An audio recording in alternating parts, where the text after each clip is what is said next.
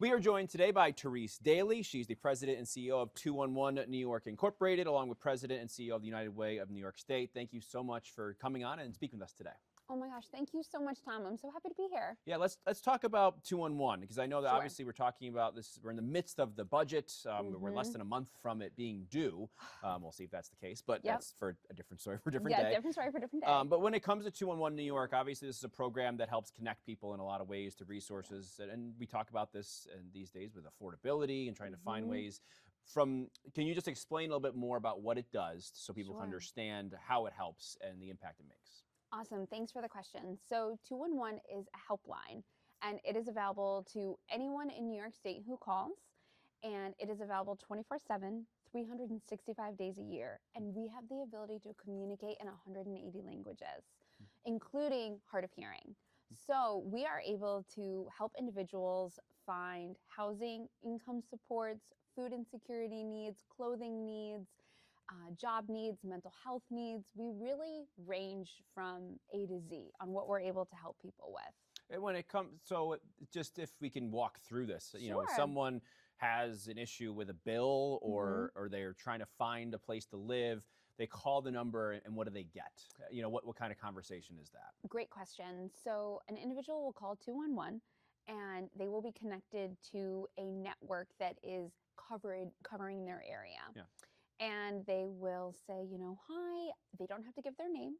All we ask for is their zip, because that's how our community resource specialists, we have 350 that cover the entire state, and that's how the community resource specialists know what resources to match them with about the topics that they're going to talk about.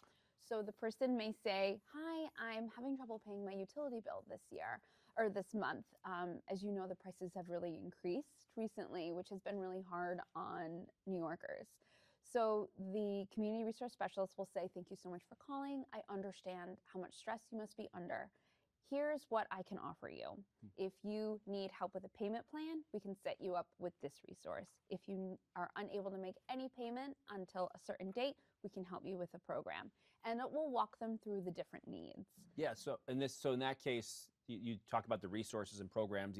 These could be through the state. These could be through the national grid as ways they can help. Yes. And then also, I'd imagine there's also community organizations that are involved there too? Absolutely. So the 211 database is huge and it covers the full state, but for the community resource specialists, when you type in that zip code, they can see exactly what the resources are for coverage for that area, including statewide resources. What's the usage like? I think nationally, I think I looked at one of the stats, 2 million calls nationwide in 2025, right? So actually that's statewide. Oh, that's statewide. Yeah, Okay. so we had, excuse me. No, you're good. We had 2.11 million, which is perfect because of 211, million calls last year. Wow. Alone. Okay. And the year before was just around the same number at 2.45. Okay. And so you mentioned how many you have across the state, how many of these individuals that are answering the phones? Yes, 350 community resource specialists, but I like to call them angels because I think that their work is incredible since we have them work 24/7. And I mean that no one is working 24/7. They have shifts, but you know, we do have coverage in the early hours of the day because New Yorkers are having trouble making ends meet all hours of the day. So we find it's important to have the helpline going all day. Is there a certain area of help that you've seen in the last couple of years that's been I did see that severe weather obviously has been a big part of this and being prepared for that and managing that. But is there another area that you've seen that has been more people asking about? Absolutely. I would say food insecurity, housing, and income supports. In that order, those are the most significant that we're seeing statewide as the number one reason that people, number 1, 2, and 3, that people are calling 211. So how is it, I guess, to get back to the brass tacks of the deal here, to start about the budget, how is this all funded? You know, how are those call centers, how are those individuals paid? How is this all facilitated with the database and everything in between? Absolutely. So great question. So we are funded by the New York State Legislature, thankfully to Speaker Carl Hastie and Senate Majority Leader Andrea Stewart-Cousins, whom we, again, are so grateful to, fund us every year as a legislative ask. We originally, 20 years ago, 211 was funded as a legislative ask, and unfortunately, we haven't been able to get out of that routine. We have asked Governor Hochul, who's very supportive, might I add, of 211, but we've asked her to keep putting us in the executive budget, and unfortunately, she always lets it be a legislative ask. So we're funded in the amount of 2.8 million, and I like to say that we're the best deal in town because we do so much with so little money. When you think about all that we do and all of who we employ and the networks that we have across the state, 2.8 is an amazing deal. To also go on that though, a lot of the networks have to outside fundraise because 2.8 does not cover it entirely. Okay. But it does cover our bases, covers our contracting, covers the majority of what we need to do. Yeah. And database resource, which you mentioned. If real quick, I know this is a little bit into the weeds, but the That's difference okay. between a legislative ask and being in the budget. No, What that's is the difference? Absolutely, that's a great clarification. So when something's in the executive budget, it's essentially guaranteed funding going into the season of advocacy, which we know as February and March, or until whenever the budget's passed. Sometimes April. Yeah, sometimes could be June, but it's all good. So when something's in an executive budget, it offers us, as someone who would not be able to function without the guaranteed funding, it offers us a little bit of a sigh of relief for those next few months. Then when something's a legislative ask, it's because Speaker Caller Hasty and Senate Majority Leader Andrea Stewart-Cousins stood strong in those budget negotiations and said, without a doubt, this must be funded, and it must be under this category. For example, we're funded through the legislature, but our office works with the Office of Children and Family Services, known as OCFS, in our programming and our reporting. Oh, interesting. So, and I think that's an interesting concept because it does feel like there is, like you said it's the best deal in town because it also probably makes more out of these programs, even the state administers too, I'd imagine, by connecting people to them to get the most out of those, right? Is that what you've seen too? Absolutely. Yeah. And what has helped is because we've worked so well with OCFS, we actually have been able to build our partnerships with other state agencies. We have a program with Empire State Development's Connect All office that our 211 community resource specialists are working on getting people to sign up for the Affordable Broadband Act, which is New York is the first state in the country to do it. And it offers individuals who qualify for $20 a month internet. Wow. Which is incredible. Yeah, that's really interesting. And so that's where the funding comes from now. And in terms of the executive, what you want to see in this executive budget routinely year over year, is there a number in mind? And, and how can you get the most out of this program, out of 211? Absolutely, great question. Great question. So one, you can get the most out of 211 by not only utilizing it when you want to and when you need to, but also recommending it to your friends. In a time now that everything is polarized and kind of under the microscope, it's anonymous. So anyone can call and we help and we talk to everybody. So that's one element. And then how you said about kind of the funding and the importance of it and how to get the most out of it, I would say we're not in the executive budget, but we try not to let that worry the delivering of the services to New Yorkers. Because despite the fact that it would be really helpful, we are never going to not work for the New York people, and we're going to make sure that we have anyone who calls this, the stories we hear are single parents or older individuals or young individuals who have no resources. We want to be there for them. So no matter what, we're going to make sure that we show up and we turn our lights on. Yeah, and I think, I'd imagine you've probably seen more of those people needing this, right? This service. Yes. And to your point that you beautifully eloquented earlier, the affordability crisis is happening, right? So, and it's not so much that they're not making enough at their jobs, though you could argue that as well, and it's a fair point, but it's the cost of living that is rising. So it's the cost of goods, it's the cost of childcare, it's the cost of transportation, it's the cost of gas, it's everything. The affordability crisis is that what was once affordable is no longer affordable on what an individual makes. Interesting. Some other aspects of the United Way right now that you're working on, I think one of those is the Working Families Tax Credit. Yes. Why is that something that you think is important to continue to invest in? Because I think that It's so hard to be a family, to provide for your family in New York. Again, with rising costs, we're so grateful to the Universal Healthy School Meals that was implemented this year. But I would say flexibility of having individuals care and finance for their family and their needs and their taxes, any flexibility is good. And the Working Families Tax Credits allows for quarterly payments, which would make it easier on families and make it easier for them to budget.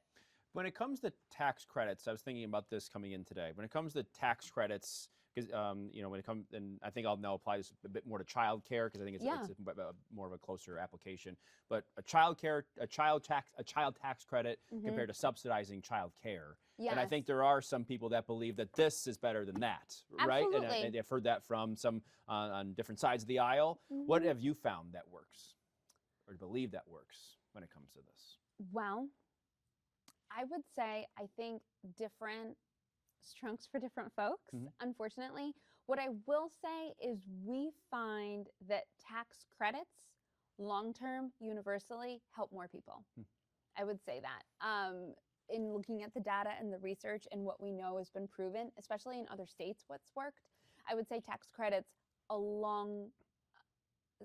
really for long-term thinking, tax credits tend to work. And that's where you now work in the Working Families Tax Credit, yes, because obviously absolutely. that's something that over the course of time, can make an impact on someone, absolutely. right? And people can use those tax credits to be able to invest in their lives, right? And hopefully not just be able to pay the bills, or probably do a little bit more with it, right? Absolutely. Yeah. Household stability is something that is not so common, right? So if we're able to, in small ways, be able to help the household be a little bit more stable, or plan for a rainy day, whether it's a roof or a car, or your children need something, or God forbid there's a medical accident and you have copays, tax credits can be helpful and really key to survival. Yeah, and one more. I think this was really because this is something that has come up in my conversation the last few years when talking about food insecurity and college campuses. And because I think we hear from the food pantries, quite a bit. They say their need continues to go up. And I know there was, especially you look at what's going on with SNAP benefit requirements, things of that nature. But then you apply it to a college campus, and I think that's really interesting. I know that you're pushing for some initiatives there as well. Why for you? And obviously, this is something that college kids are experiencing, and I don't think a lot of people know that, right? 100%. And thank you. I just have to say thank you for bringing this to light, because I do not feel enough people are talking about it. So we know that 38% of college students in New York, and that is ranging from any age, not just your average college age of 18 to 22, suffers food insecurity while going to college. What has happened is that individuals who go to school, who often need financial aid because the price of education has only just skyrocketed, the financial aid packages do not include the meal plans. And often these colleges are requesting that individuals live on campus, but they don't have access to kitchens. So unless you're typically an upperclassman, so individuals are being mandated to stay on campus. They are being mandated to not have access to food because they're told to live in these parts on campus. Yet the meal plans are so outrageously expensive that they can't afford it.